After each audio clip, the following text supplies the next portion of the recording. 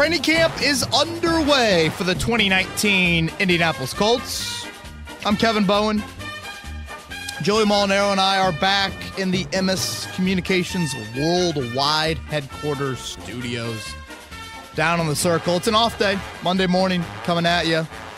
4 days into camp, 2 full padded practices. I don't know about you, Joey, but I don't love working Saturday and Sundays, like those weekend days, but I get a little bit of a jolt being back at practice and starting to get some answers to all these questions we've talked about on the podcast. Right. I mean, Saturday and Sunday were really the 2 money days. Yeah, full padded. And I think that the clicks on our site and the YouTube views have proven that. So. Yeah, appreciate everyone checking out all of our content, 1075thefan.com. As Joey mentions, we come at you with about a 2 to 3 minute mini podcast version on YouTube after every practice. So check that out at 1070 The Fan on our YouTube page as well. And we'll try to hit the podcast when it's needed, and especially on the off days. So maybe come back Friday as well. Mm-hmm. They'll have another off day. So right now, again, 4 practices in. They have 16 total at Grand Park, so 12 left up there. All morning practices for those that are going to come out this week. Tuesday, Wednesday, Thursday morning. Friday off day, Saturday, Sunday. I think Saturday, Sunday, Monday, Tuesday, if you're looking ahead to next week. Those are all afternoon days. And then, boom, the Colts get on a plane to go to Buffalo. Unreal. A week from Thursday, the preseason opener. So today's podcast, we'll run down offense, defense, rookies that have flashed. It's probably been a pretty nice start to camp for the rookies, I would say. And then get into Twitter questions as always, and probably talk about the quarterback. Yeah, let's start with the quarterback. A lot of questions going on, per usual, about Andrew Luck this time of year. What's the latest on him? Joey, I'm surprised to sit here Monday morning and Andrew Luck hasn't participated in a team drill yet. I am. I would not have guessed that going into camp. His 4-day schedule so far has looked like this. Day 1, just individual drills. Day 2, individual drills and 7-on-7. Day 3, he took off. He did not participate on Saturday, the first full padded practice. Day 4, Sunday, yesterday, he was back in full pads and participated in individual drills and then 7-on-7.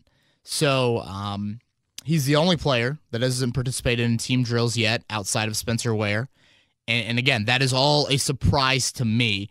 And all of this, I would say 95% of this is Andrew Luck's doing, desire. This is his call when he wants to get back into full team sessions.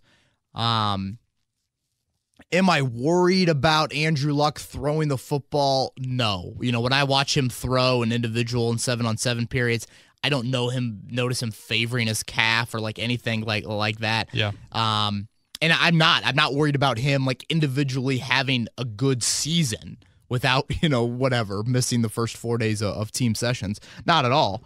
But I think where you have some concern individually for Luck, it's how long does he continue to worry about the calf, and does that hinder his ability to extend plays at all during the regular season?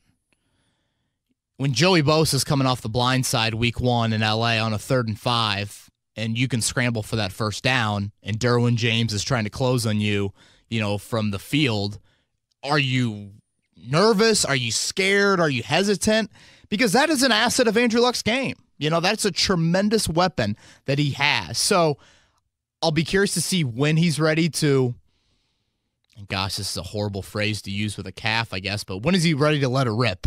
When do you, and a calf for any sort of runner or athlete, I think would be a very scared injury. It'd be like a sprinter having a hamstring injury. Right. You imagine getting back on the blocks for that first time? Yeah, it's going to take you a little bit. Yeah, so these are the most controlled settings he's going to get right now, in that you're wearing a red jersey. It's your own team you're going up against. The Cleveland Browns aren't here for joint practices. So all those things lend me to think that Andrew Luck would like to get into team sessions, very soon. But we'll see. He was 8 of 9, 9 of 10 in 7-on-7 drills the first session he had. He was 5 of 11 yesterday. A lot of it was red zone work, which the completion percentage usually goes down a bit in red zone. I'm trying to think what else with Luck that stands out. It is his left calf when we get into the season, for those that are wondering, when he does start to scramble, and if you notice anything, it is his left calf. And where is the Kevin Durant thing, Joey? Do we make a big deal out of it? Is there more to that? Tom Pelissero from NFL Network interviewed Andrew Luck on Friday or Saturday or one of those days and was saying Luck was pretty adamant that he's had scans on that area of his leg and that the Achilles is in no way, shape, or form at risk, or whatever you want to call it. Yep, I got it right. He says, quote, "My Achilles is not at extra risk of anything. It's fine." Boom. End quote. Andrew Luck right there. Thank you, Joey, for being on top of that. Mm-hmm. I don't think he plays in. I don't think he plays in the preseason opener. Okay, the opener. So yeah. Okay. But I think it's important for him. It's not necessarily important for him, Joey. But what about Devin Funchess and Paris Campbell? Mm-hmm. Their first day throwing the football, catching the football from Andrew Luck was Thursday. Right. Andrew Luck was not able to get together with them during the summer because of this calf. And, we're now going on, 3 months, 2.5 months with this calf thing? It's odd. It's odd. And again, I think it's Andrew Luck's just extreme caution where he's saying, hey, Kawhi Leonard and load management, hold my beer. I'm going to be the most cautious person you're going to see because the regular season doesn't start till September 8th. And I learned from it when I skipped steps with that shoulder injury and all those things. I really think this is all on Luck. I think this is a big, you tell us when you're ready, man, and we will put you out there. But you're our franchise quarterback. We're not going to force you out there by any means. But with Funchess and Campbell, it's kind of all right, I think you'd like to see them work with Andrew Luck because I think Jacoby Brissett has had some nice moments in camp. I think he's been better than we saw him in the spring. But I still think it's hard to evaluate the starting offense without Andrew Luck in there. It's just a different rhythm to me. I think the defense has won the first 4 days, if you want to grade it like that. And I just haven't seen as much playmaking out of the wideouts, not named T.Y. Hilton. That dude is just this flat-out stud. Funchess in team drills, even Paris Campbell in team drills, not a whole lot. Now he didn't participate in team drills yesterday because of the hamstring issue. We'll get into Paris Campbell a little bit later. But I just think it'd be good to have Andrew Luck. Last year, at this time, 4 days into camp, he had practiced in team settings 3 of the 4 days. Yeah.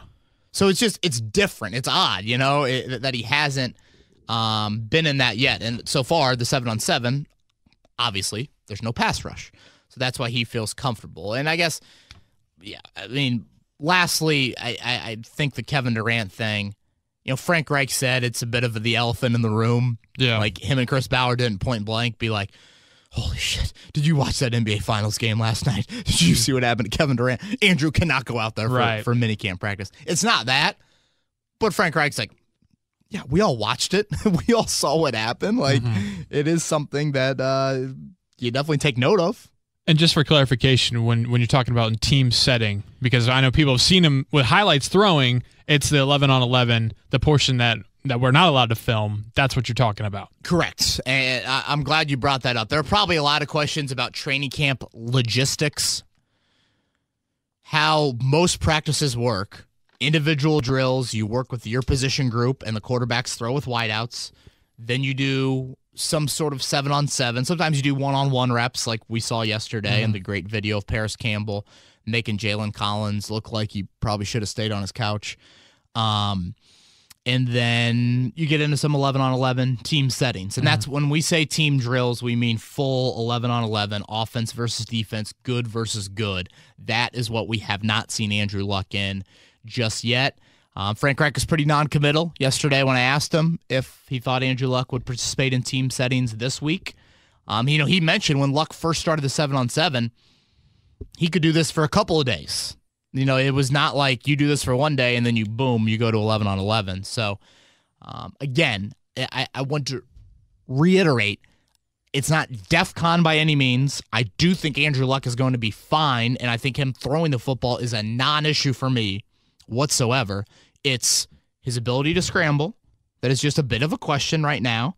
And then Devin Funchess and Paris Campbell making sure they're on the same page with their starting quarterback. Those are the questions I have moving forward with Andrew Luck into week 2. Well, in these days, it's getting more and more common for around the league for your guys to not be as involved in these kind of settings. I mean, you look at the Rams last year. I don't think any of their guys played in the preseason at all. Yeah, Big Ben regularly doesn't play in the first preseason game. So, right. But still takes part in pretty much every training camp practice. Even it has some rest days, but still, I'm just saying, like to your point, it's not DEF CON, Right. And this is the trend, I think, in professional sports. Right. And I don't want to sit here and think that Andrew Luck is, following the NBA's course of action in this. No. I really don't think it's that at all. I think it's more of Andrew Luck went through hell in terms of injury rehab. Hell can be defined in much more extreme ways than what I just used it. But in terms of injury rehab, it was very, very difficult for him. He skipped steps. He admits that. It cost him 19 or 20 months of playing football. He's not going to do that again. Right. That's why we're seeing him take the approach that he's taken. And he's just like, who cares? I don't care what anyone else thinks. Yeah. This is how I operate with injuries, and I'll see you week 1. Smart guy for sure. You mentioned that the defense has won a handful, the last handful of days being out there. Well, who stood out to you the most? Dude, Danico Autry's a man among boys at times. And, Quentin Nelson is an all-pro. Quentin Nelson is a stud. He wins the vast majority of his reps in training camp. So maybe it is when you noticed Quentin Nelson on the ground and you're like, who the hell just did that? And it's Danico Autry. I mean, he's in the backfield, just sets up shop back there. Throwing guys around and such an effective rusher for you from the interior. And 9 sacks in 12 games last year is nothing to turn your head at for an interior rusher. I mean, that's great for an edge rusher. Justin Houston, wasn't he 9 sacks in 12 games last year? I mean, that's off the edge. So I think Autry's been a stud. Darius Leonard, man. Yesterday, watching him, the ability for him to close an open field. So when they get into full pads, they do the one-on-one drills where it's linebackers against running backs. I mean, that is should be a gold mine for any running back. That should be a field day. Mm-hmm. And Darius Leonard just wins routinely those reps in terms of the ability to close ground. Andrew Luck had an incompletion yesterday in 7-on-7, just purely because Andrew Luck took that window, or Darius Leonard took that window that's usually there for Nyheim Hines and just closed it right up. That totally eliminated how much Andrew Luck wanted to maybe lead Nyheim Hines, led him too far, and completion. Darius Leonard's chirping. Modern-day linebacker, and fits so well for today's NFL. And he's a stud. Not breaking any news there. Let's talk about the Jabaal Sheard injury now. Yeah, probably definitely the biggest injury so far in camp. He practiced day 1. So what does that do, Joey? That eliminates him from being on the physically unable to perform list to start the year. So that's something to note. What we don't know is just the definition of Frank Reich saying he's going to miss time and Jim Irsay saying it's not season-ending injury. Somewhere in between there. Somewhere in between there is where we're going with for Jabaal Sheard. He has not been at practice the last 3 days. To me, that's notable. Kamoko Terry has missed the last 2 days of practice. He's been there. Spencer Ware is not going to practice for at least another week. He's been at practice. Injured guys still come to practice. Right. Jabaal Sheard hasn't been there. Frank Reich, very non-committal in terms of if he's going to need surgery, if he's not going to need surgery, those things. Right, so does that mean he's rehabbing while practice is going on? No, because your whole rehab staff is at practice. I don't think so. I guess I can't say that for sure, but the primary rehab people are attending practice. Remember, I think last year maybe we watched Malik Hooker and Clayton Geathers seemingly every day go to the rehab field with the strength and conditioning staff during practice. They would rehab on that little side field as practice went on. So, Sheard being out Al-Qadim Muhammad has gotten those reps. I think he's a name that we have given proper credence to on this podcast. I think he's been a productive player for the Colts when he's been out there, number 97 in your program. He started opposite Justin Houston early on in practice when Jabaal Sheard has been out. And I think what you lose in Sheard is toughness, durability, ironically enough. I'm pretty sure he started all 32 games he's been at the Colts, which is very impressive for a defensive lineman. And you lose some you lose some early down dog. Like, that dude shows up on rundowns. You look at the analytics, Pro Football Focus graded him, pretty high in the rundown ability last year. So I like the depth at the end. Kamoko Terry had a really nice Friday practice when we were there. Mm-hmm. And unfortunately, a shoulder injury has taken him out of full pads the last 2 days. Him and Banagoo, I think, have shown some signs of rushing off the edge. But we can't sit here and say that they're going to bring a rundown presence like Jabaal Sheard does. And I think Jabaal Sheard is a big reason why this was a top 10 rushing defense last year. So that'll be an injury to watch. How long does that linger? Does it linger into the regular season? Things like that. Lastly, on the defense, I think the corner group has been pretty good. I know that we show the Paris Campbell clip and probably a lot of the clips that we tweet out or put on, my Instagram story, which KBO and 1070 on Instagram. I upload daily highlights from training camp practice. We tend to just only show the offensive highlights. I think the DBs have held their own, especially the corner group. Quincey Wilson has been the most frequent third corner with Kenny Moore and Pierre Desir. They've rotated a lot. Rock Yassin, Nate Hairston, Jalen Collins have all been in there. But I would say Quincey Wilson has been the most frequent name in that group. I just posted on 1075thefan.com a competition battle update. So position battle update from the first 4 days of practice. Check that out. But in there you will find in the nickel package, I would say if there's a guy that has a lead right now, it's Quincey Wilson. It's a slight lead. And I don't want us to forget about Nate Hairston either. Yeah. I know he was a starter last year to begin the season, then got benched and really barely played to end the year. He's made some very notable plays, and what he brings, which I think is really valuable, especially when you're going to break down a 53-man roster, he can play slot, and the Colts feel comfortable with him playing outside. Kenny Moore plays slot. Jalen Collins doesn't really play slot. Rock Yassin, I feel like, has mostly been outside. So it's kind of like, who's the backup slot? Nate Hairston could provide that. Right now, I'd put Nate Hairston above Jalen Collins. I know there's been a lot of talk about Collins, but I'd put Nate Hairston as a more valuable corner for you than Jalen Collins.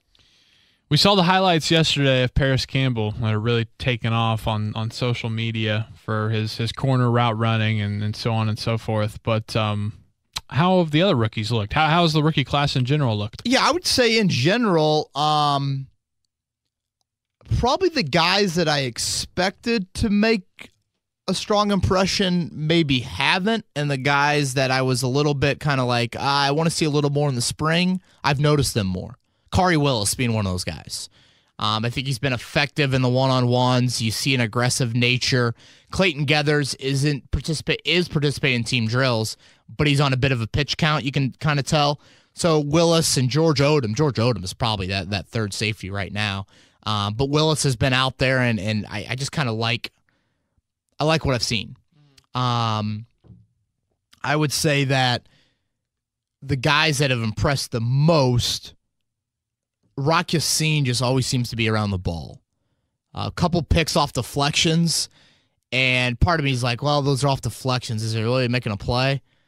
I mean, hell, it's an interception when it goes down, and the ball. And think about how many times you see DBs, the ball just falls just hopelessly in between three DBs. Right. They're all bitching at each other. They're all slapping their helmets. How could you not get that? Well, why did you run into me? Like things like that. Or ricochets right off their hands or arms or whatever. Exactly. And Rock Yassin comes up with them, or at least has come up with them early on in camp. It did the spring as well. So I like what I've seen so far. Paris Campbell, Joey, let's break down the 2 red zone routes he had yesterday. The one everyone's seen by now. It is a, take Jalen Collins' pants off sort of route. You just don't see guys create that amount of separation in such a short space.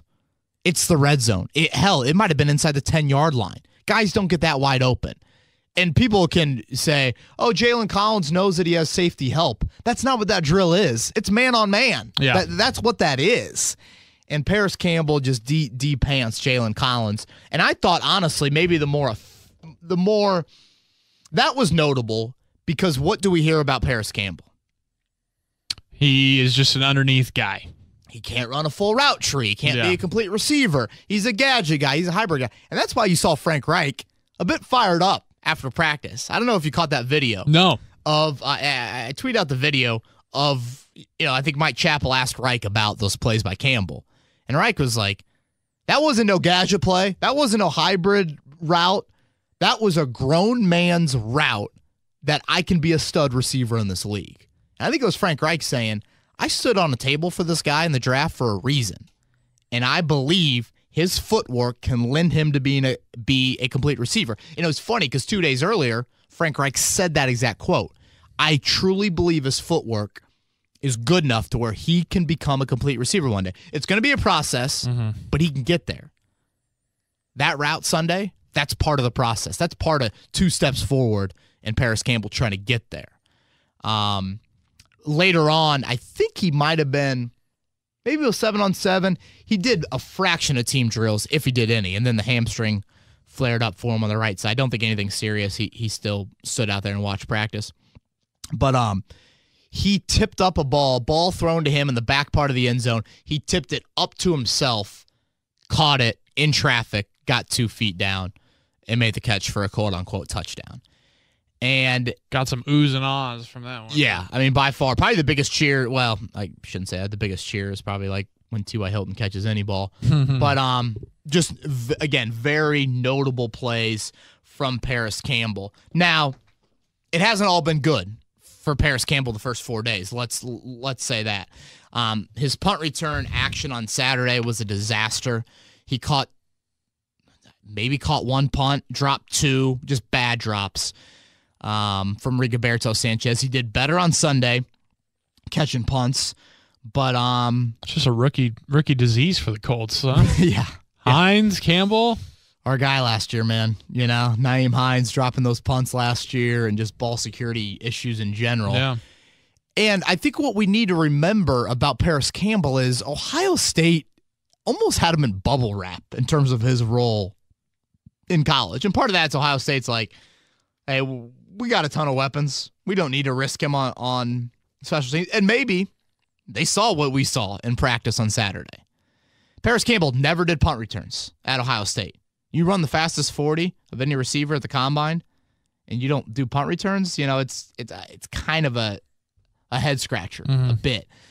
He did kick returns, but didn't even do it last year at Ohio State. Only did it for 2 years there, his sophomore and his junior year. So right now, I fully expect Chester Rodgers to be your punt returner. I think Chester Rodgers is going to make this team, and I say that pretty confidently.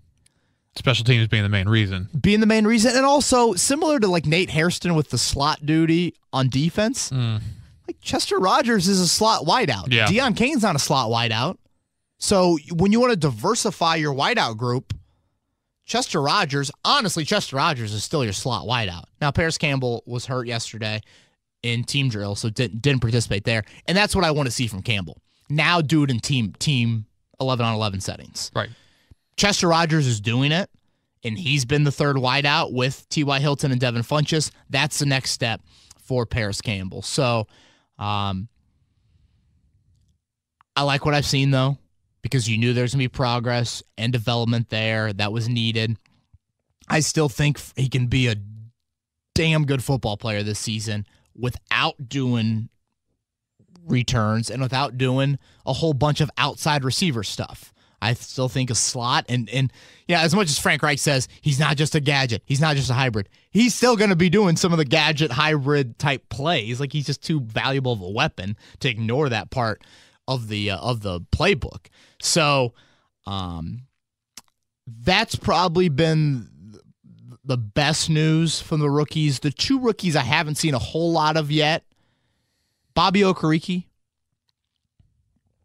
Anthony Walker is your starter at Mike linebacker, and I don't know if it's a competition anymore, Joey. Wow. I don't. That was a big topic after the draft. Big topic. And, I mean, Chris Ballard, it's going to be a heck of a competition, and it's going to be a heck of a battle and all those things. Where I say this with so much kind of whatever you want to call it. Conviction. Yeah, nice. They go 7-on-7. Good versus good. Yeah. You would think that's Bobby Okereke time to come on the field. It's 7-on-7. It's a passing down. Right, just space. two linebackers. Yeah. It's Anthony Walker every time with Darius Leonard. So I think Anthony Walker is your definite lead dog at that Mike position, and I'd say on every down. We're 4 practices in. We're a quarter of the way through camp. You know, I'm just updating you on what I've seen so far. And what I've seen so far is Anthony Walker is your starter. Ben Banigou, like I said, some flashes in individual, some flashes in one-on-one. With Jabaal Sheard out, Kamoko Terry, well, he needs to get healthy. And then Banigou, this is the golden opportunity for you. And we saw Justin Houston even have a maintenance day on Saturday. Like, you should be licking your chops. This is a great time. Gary Green as well, a name we probably don't talk enough about just because I think he's in such a crowded position group. But those guys, I think it's important for them to make plays. So, lastly, on the rookies, before we move into Twitter questions, EJ Speed, you just notice size and speed. And I think it'll help on special teams from day one. I don't think he'll factor into linebacker rotation, but I think that guy is going to make the 53-man roster. All right, Twitter question time. Let's do it. Yep. All right, let's start off with Sobro Pacers fan. Ooh.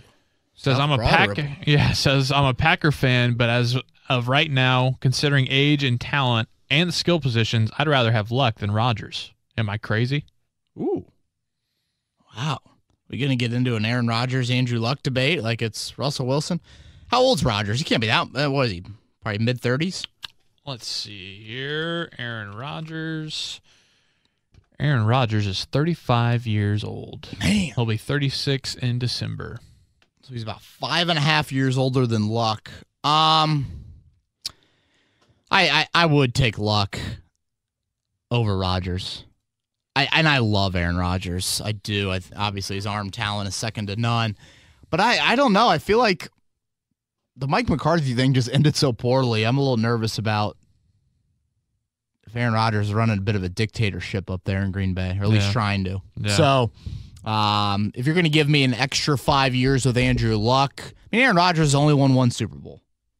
I know it's kind of like at times it's been way too much on his plate. Green Bay probably hasn't done a good enough job of building that team around him. But yeah, I'd probably go with Luck. Again, Rodgers just, you're worried about it, just how much of a team chemistry issue he is. Yeah, kind of aloof. Yeah, sure. Very aloof.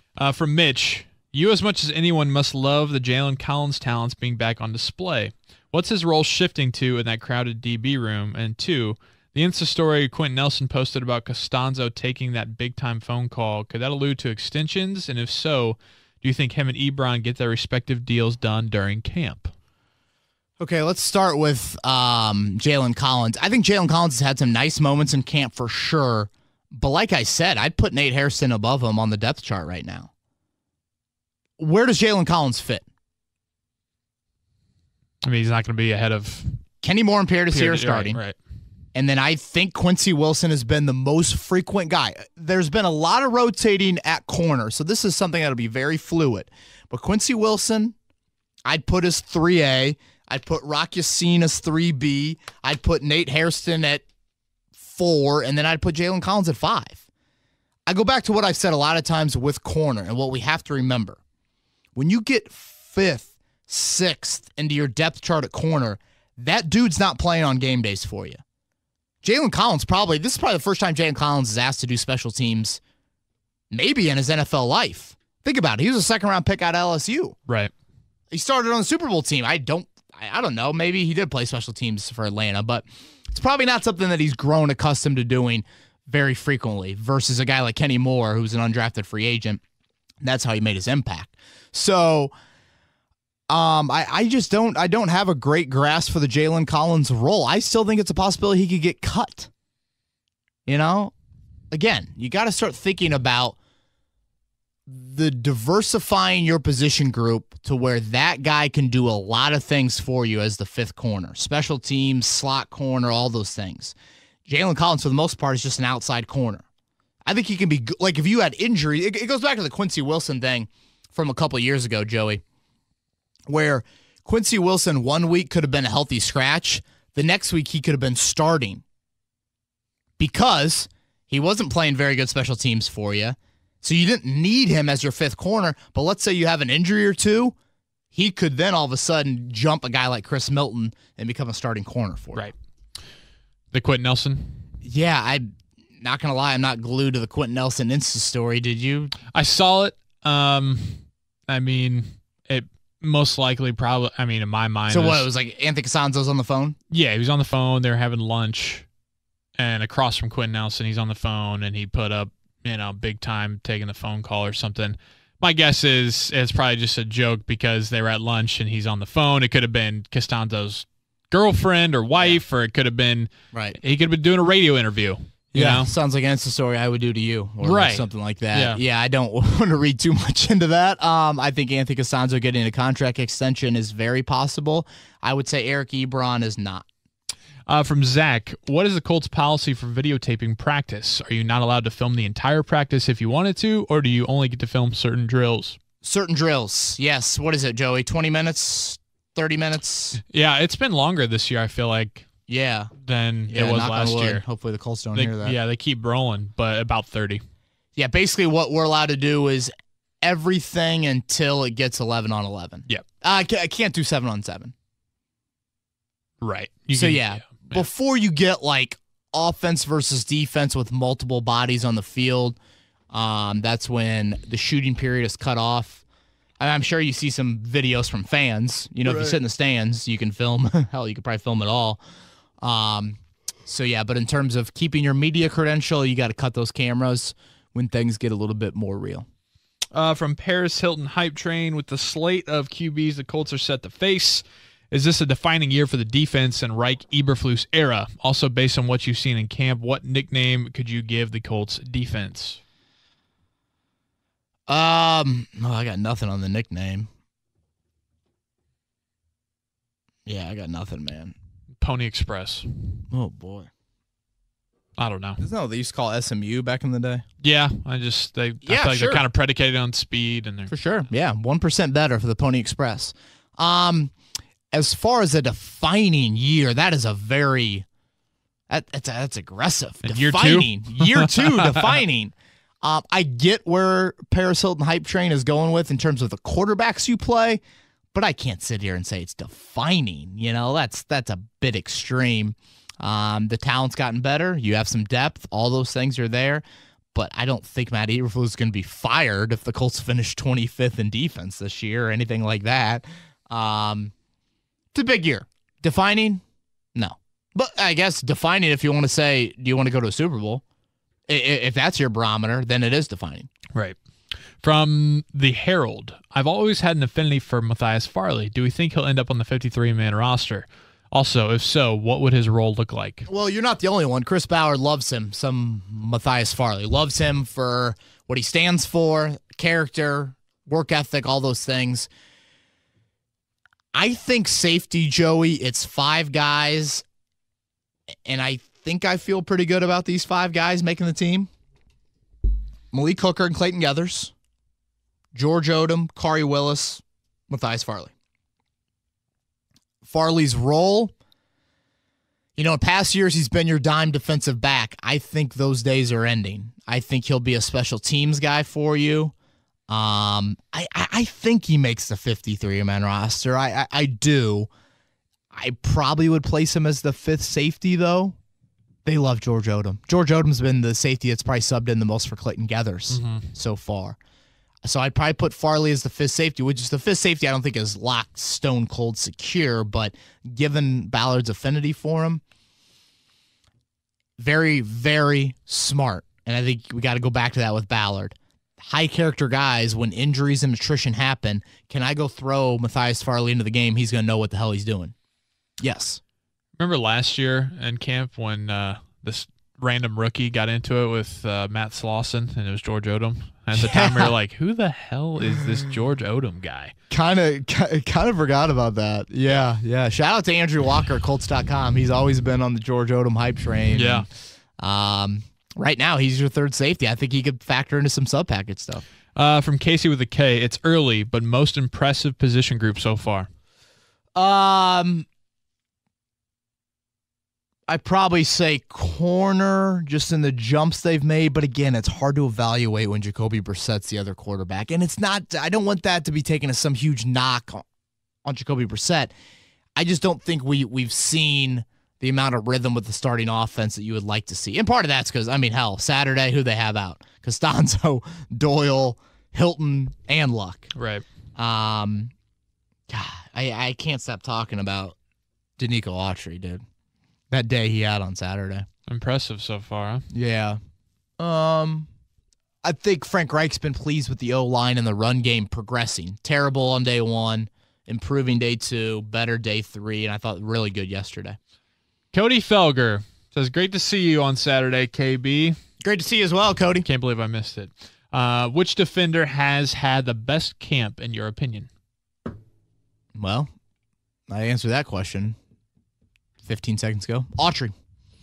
Yeah, Autry for me. Leonard, just because he's an all-pro last year, we shouldn't probably ignore him for the next month. But, he's been unbelievable. Honestly, I would say you could call like Anthony Walker so far the best camp. Just the fact that clearly he's impressing the coaching staff enough to where they don't feel like Bobby Okereke is deserving of many starting reps so far. We've seen a lot of subbing at corner and D-line, Joey.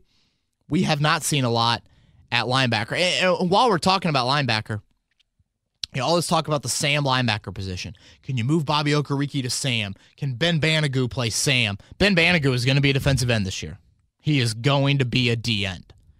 Matthew Adams is your Sam linebacker. Bobby Okereke's not going to go over there. Matthew Adams has been the Sam linebacker for the Colts here through the first 4 days of camp.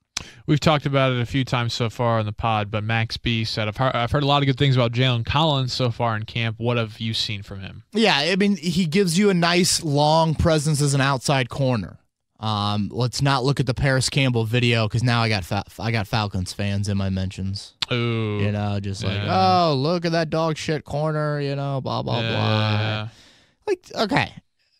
That's a drill where you would think the wideout should win. Right. And honestly, on that day, I thought the DBs were better than the Colt wideouts. Nate Hairston made a beautiful one-handed interception on a play. Wow. And, I don't think that video caught it, but Sirianni came in and high-fived Campbell after that play. Just to he's excited. He's excited. But yeah, Jalen Collins gives you some length, and that's where I go back to what I was saying. Like if Pierre Desir tore his ACL tomorrow, that's why you got a guy like Jalen Collins. Mm-hmm. Similar body type, long, outside corner. Maybe could play some man if need be. The corner battle over the next few weeks, going to be awesome to watch. Cool. IU fan in Texas, the team is talking about being run heavy going into the season. Can Max stay healthy for 16 games? When one looks at the top 5 backs in the NFL, how close do you feel Mac is to that talent? Well, that's the elephant in the room. Can he stay healthy for 16 games? That's an impossible question to answer. How close is he to a top 5 talent running back?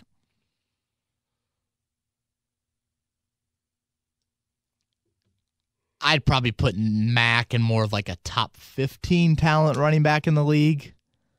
He's a 4th-round pick for a reason. He's had some moments in the passing game, but he's not really a 3rd-down back. He's not Alvin Kamara or Christian McCaffrey or anything like that. Yeah. So, I don't know. I'd probably have to look at a running back list a little bit closer, but I'd probably put Marlon Mack in the 13 to 15 talent range of NFL running back. But when you run behind the O-line that you run behind. True. Yeah. You can look a lot better. Change things. From Robbie, what will be the biggest fan or media overreaction after training camp is over? There always seems to be a player or thing that people can't stop talking about that ends up being a non-factor during the season. Yeah.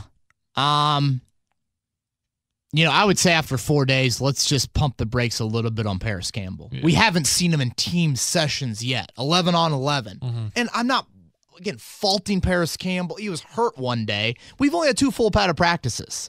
So, let's all take a collective deep breath. Kamoko Terry was amazing on Friday. 3 straight plays, whipped Anthony Costanzo on one play coming off the edge, made a run stop, which was surprising to see. And then I think he had another rush. Don't know if it was on Costanzo, but had another big-time rush. And then we don't see him in full pads the next 2 days. For a guy like Terry, it's consistency. It's stringing days together. It's doing it in full pads. Yeah. So the biggest overreaction we'll have, I'm sure we'll have people saying, luck's done. We always have just a couple. Oh my God, the calf's gonna lead to an Achilles. Yeah. You'll always have people like that. Should have kept Peyton. God, I laugh, but the thing is, there's probably people in my mentions that say that. Yeah. I do think Jalen Collins has probably gotten a little bit more hype than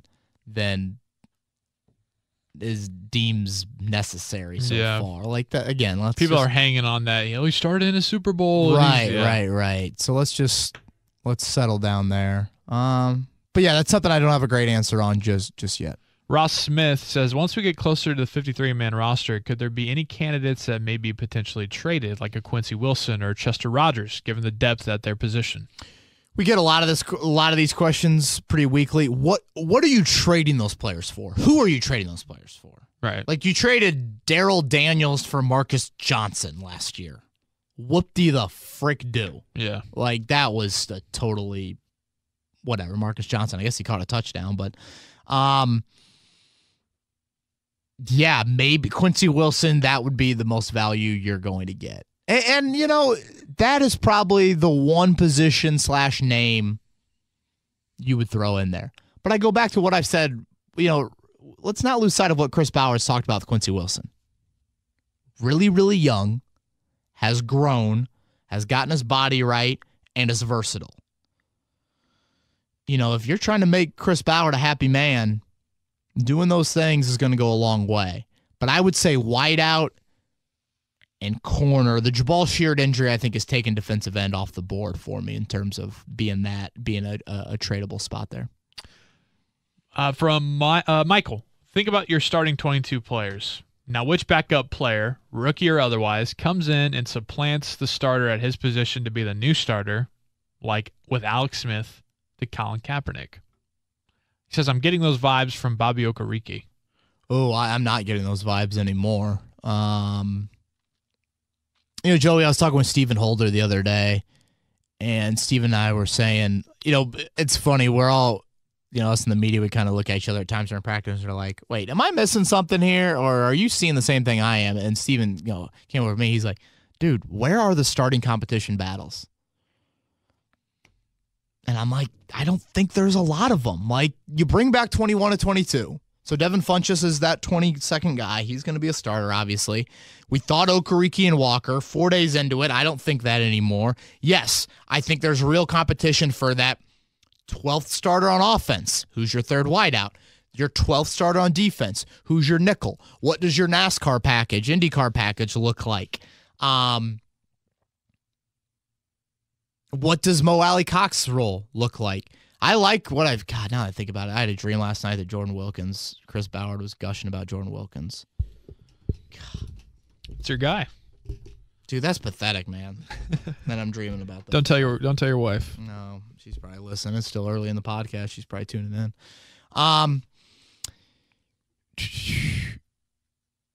Jordan Wilkins with Spencer Ware out, all seriousness. What does that role look like behind Marlon Mack? But again, I don't sit here and say that I can see a rookie supplanting. I mean, Campbell, Yassine, maybe, but no on Banagoo, and I don't think so on Okereke or Kari Willis. From Lucas, between the rookies and Cain, since he's yet to make a regular season debut, who has impressed you the most?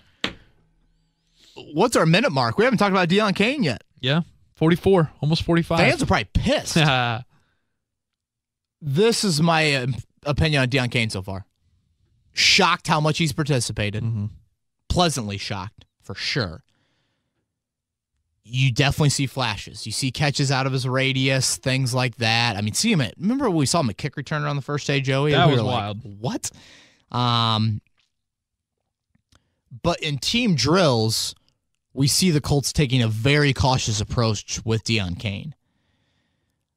I don't know if he's taken many reps, if any, with the starting unit, and we've seen a lot of rotation. I mean, Krishan Hogan, Deon Cain caught a touchdown from Andrew Luck in 7-on-7 yesterday. But in terms of the 11-on-11 portion, I don't think, Hogan, we saw him out there in 7-on-7.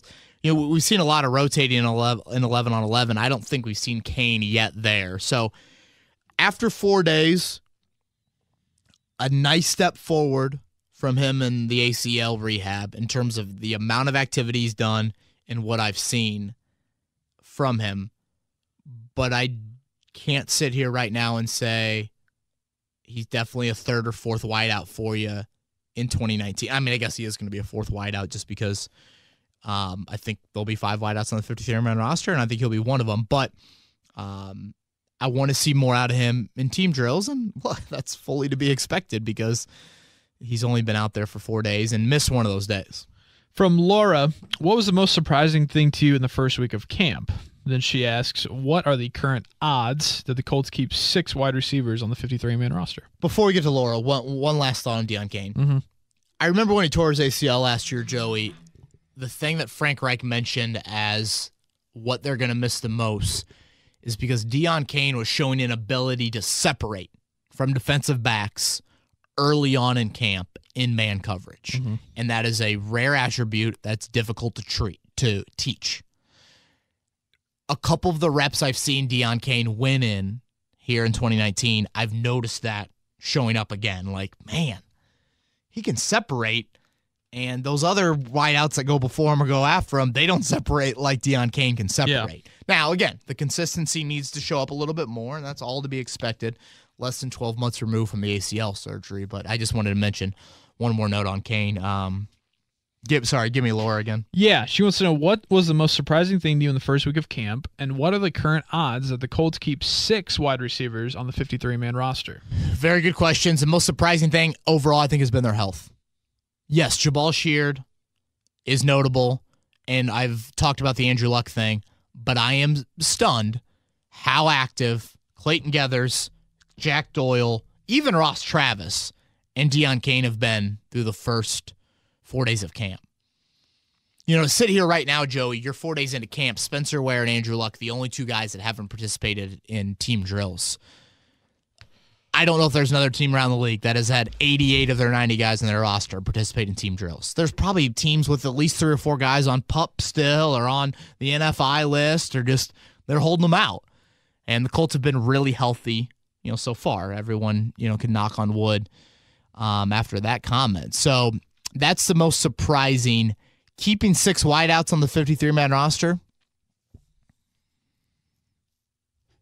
I just think it's slim.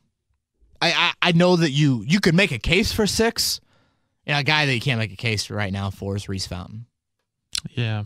I'm going to post something on 1075thefan.com. He did a very candid interview with Matt Taylor from Colts.com. And I thought the quotes were tremendous from Rhys Fountain, talking about how basically after practice as a rookie, he'd go eat wings and Wendy's. Yikes. And just was lost. Just had no idea what it took to be a pro. Northern Iowa, they just tell him to run a go route and say, go up and catch it. Now he has to come to the line of scrimmage and try and decipher the coverage and then adjust his route tree, if necessary. But unfortunately, with Rhys through 4 days, what I've seen are a few drops in individual drills. Yep. And I haven't seen him higher on the depth chart than Zach Pascal, than Marcus Johnson, than Chester Rodgers. I mean, you can make an argument like Steve Ishmael or some other guys are even higher on the depth chart than him. But to get back to your question, Laura, I still think that I still think 5 is your number. And I've always been a big 4 tight end guy. I think on the 53-man roster cut down that I did, Joey, back at the end of spring, I had 3 running backs, 5 wideouts and 4 tight ends. So people are going to look at that and say, wait, you need a 4th running back. Okay, so now you're taking a number away from somewhere else. Mm-hmm. And then you got to take another number away from somewhere else if you want a 6th wideout. Why do you need 6 wideouts? I don't know.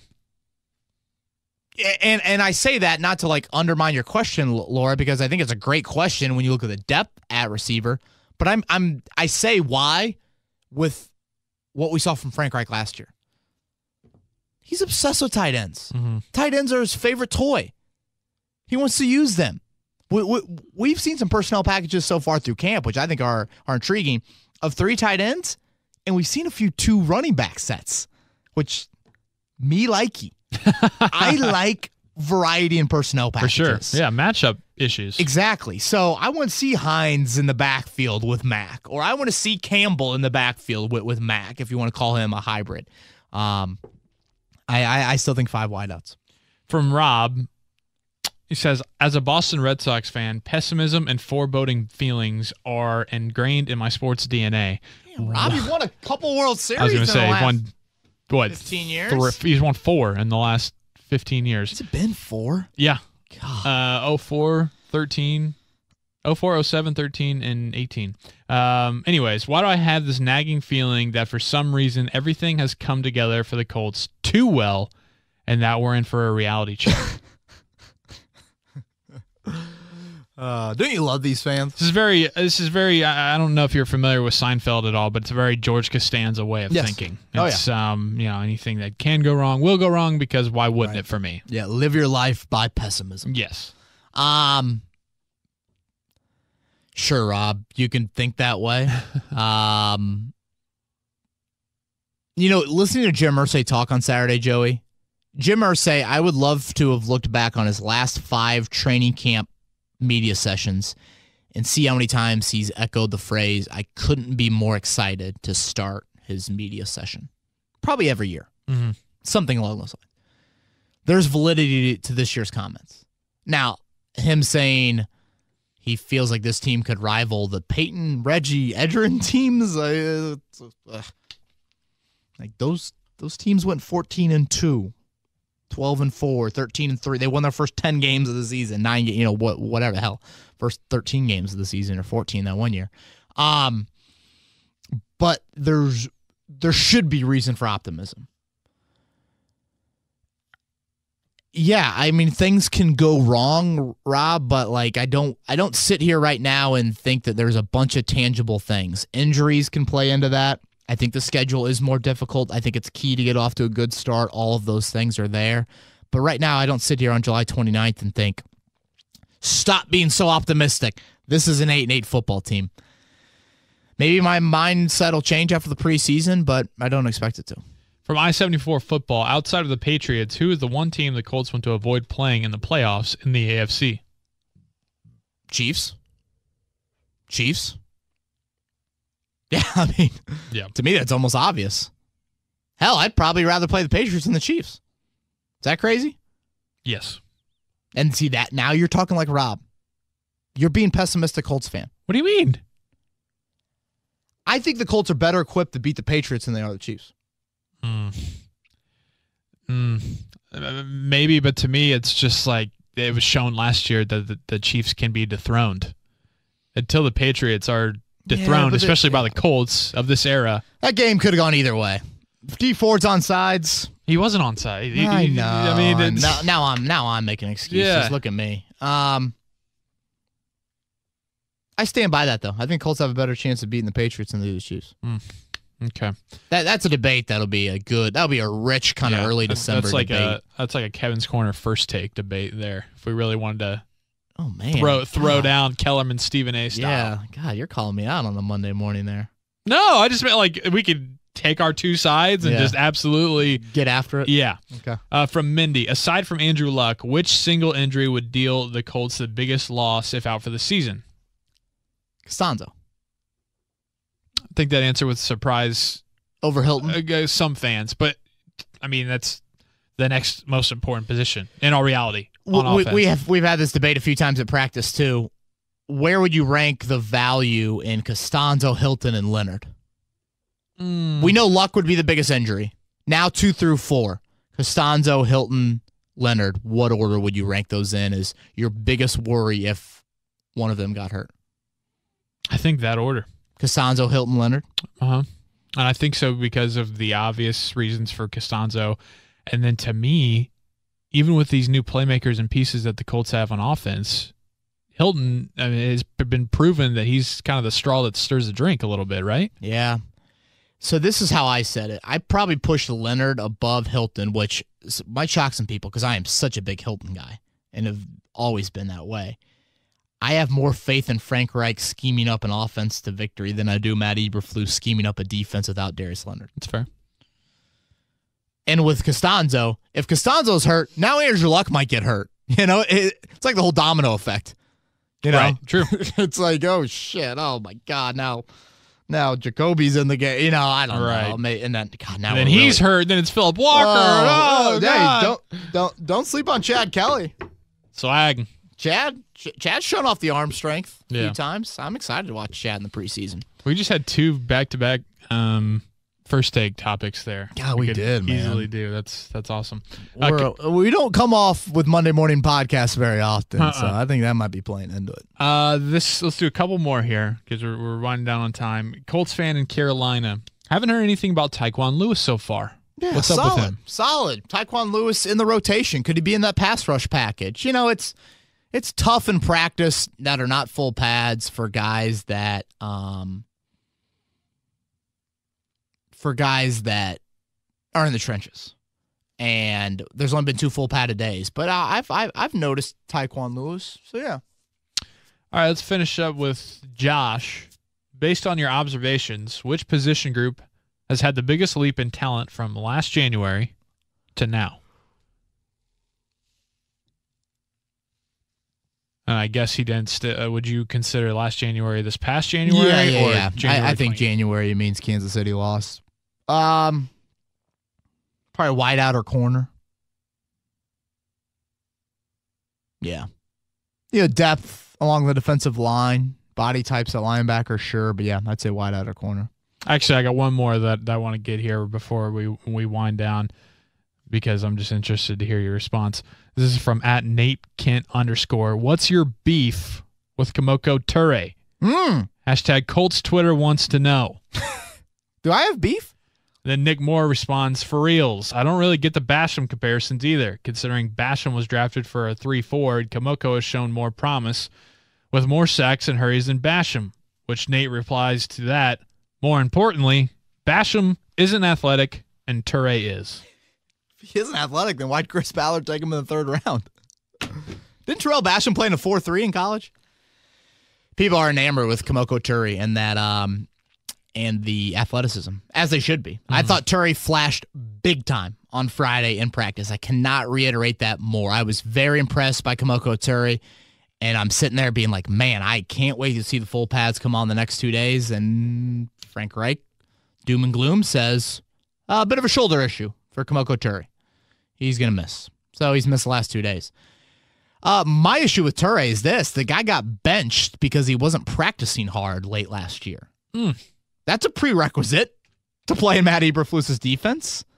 So I guess maybe it's more so just it's the do you check the effort box, and maybe that was a wake-up call. Maybe that's what he needed. But he tapered off in his rookie season. Whereas Tyquan Lewis, I just think there's a better mental mind frame there with him if you're comparing kind of second-round rookies from last season. So trust me, I think the athletic traits for Kamoko Terry speak for themselves, but he didn't produce at the level you would probably have liked to have seen a second-round pick produce in college from a sack standpoint, and his rookie season went downwards. Now, that happens to several, lots of rookies. So the old rookie wall. See, I think it's fair to have questions about Kamoko Terry. I mean, what did he do to make everybody so high on him would be my response. I mean, he had flashes. Like, he had a couple sacks. I mean, flashes for sure, but again, he got benched late in the year when you're looking for edge rushing help. That would be my kind of red flag with that. And we just have not, struggled to maintain weight. What is he going to do in full pads? That is my question now. Because, again, I thought Friday He was really, really good. All right, man. 3 morning practices this week before another day off. What's the rest of the schedule kind of looking like for us, for everything? Did we? I feel like we undermined a few people on the Twitter questions. You know me. I always do this. I always have to slide in a few. Oh, okay. Yeah. A few more. For sure. Cam wants me to grade Big Q's Fu Manchu 1 to 10. What are you giving it? It's strong. Fu Manchu. It's strong. I'd say 9. For sure. Right? At least. I think it's really good. It is. Maybe a 10. And his quote tweet that he had, I think, to Heather Brimmer, where he pulled out the dodgeball quote about it's got to be the hair. It's Dan Dangerous, whatever it was. It was hilarious. What's cooking good looking? That's what Quentin Nelson's throwing out there. All right, Chuck, can you provide some context to what it means when it is said of a player that can run the whole route tree? Chuck usually, him and I usually kind of bang heads a little bit, but I like this question. Shouldn't an NFL caliber athlete be able to effectively run any route? If not, why? I think what they mean by that is he didn't put that on tape at Ohio State. I assume this is in reference to Paris Campbell. Ohio State didn't ask him to do it. Ohio State was and I think you see this from colleges. Colleges are like, dude, we have 85 scholarships. Let's just put each player in their own little niche. Yeah, true. And we'll just kind of make these little cookie cutter roles for all of them. So I think that's what they say by Paris Campbell. Can he run the whole route tree? Why he was drafted in the second round is because of speed and the fact that they do believe he can run the full route tree. Let's go with 3 more here. Jacob, if Sheard can't get healthy, do you think he will be part of the 53-man roster cuts? Wow. Jacob, I love Jabaal Sheard. I can't go there just yet. And a lot of it's just, what do you know about his injury? I don't know. It's a legit question worth asking. And certainly, I mean, it helps Kamoko Terry and Ben Banogu big time.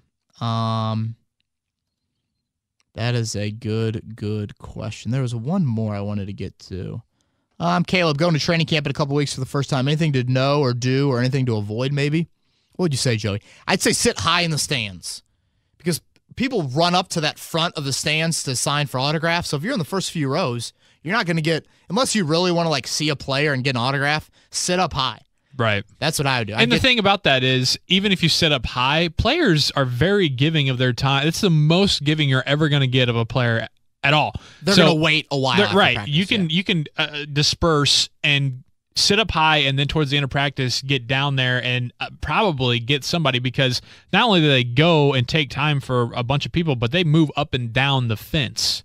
So you're likely that you're going to get somebody. Yeah, and I think Joey's spot on there. I would try to ask some volunteers when you walk in which field they're practicing on, just so you sit on the correct side. Matt Taylor usually announces that at the start of practice. He gets on the PA, but that's something that you want to get to before it gets crowded. All right, last one. Aaron, over under on number of lost golf balls from Kevin during the Golf with Kevin round, 4.5. Aaron, if I lose over 4.5 golf balls in a round of golf, the clubs go away, and I don't think I ever play golf again. That's no joke. I've never played with them, but my reports that I've heard about KB on the golf course is, he's close to touring it. I think it. No, definitely not close at all to that. Man, 4.5 is a lot of golf balls in one round. Country Boy Eddie, have you ever played Chariot Run in Elizabeth? I think Chariot Run, is that the golf course? Is that the casino golf course? I'm asking you. You have no idea. I couldn't tell you if it was. Can you name 3 golf courses in the state of Indiana? Yeah, Chariot Run is that. Is the casino golf course. Crooked Stick, Golf Clubs of Indiana, and Dice Walk. Boom! Let's go. Joey Molinaro from left field from the parking lot. That was great. Great one to end on there. Yeah, I think Chariot Run is the good one with the casino. I have not played that, but I've heard good things. All right, man. Cool. Yeah, what's up? Morning practices will be up there. Tuesday, Wednesday, Thursday, as Joey said, morning practices this week. Competition battle article on 1075thefan.com. Afternoon practices Saturday, Sunday, Monday, Tuesday.